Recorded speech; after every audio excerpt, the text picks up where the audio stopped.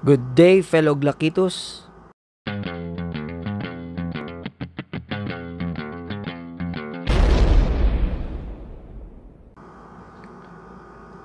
Today we will have a quick installation of a new mag sleeves from Pacmayer.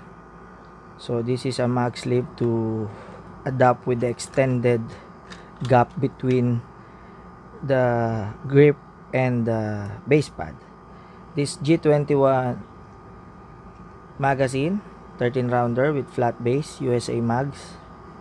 This is used for the G30 model Glocks 45 caliber to have more ammo capacity, additional rounds, so you can shoot 13 rounders ammo capacity. You can use this on your G30. So this will be quick. The Pacmayer sleeves comes with the Allen tool, and then this one, the magazine sleeve, also serves as an adapter for your pinky fingers if you have big fingers. So will be on that position. So it's just easy to install. Insert it there and then tighten the set screw clockwise. Don't over tighten it.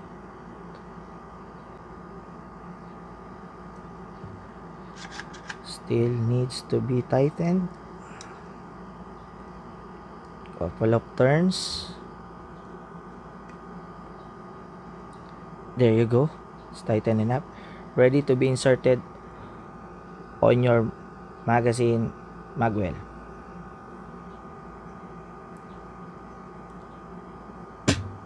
That's easy. Thank you for watching. Don't forget to subscribe, like, share, and tap the bell button for more videos here in my YouTube channel, Glock Hub space Terlimata. Don't forget to like and visit my FB page, Glock Hub Pilipinas. Thank you for watching. Enjoy your day in the range.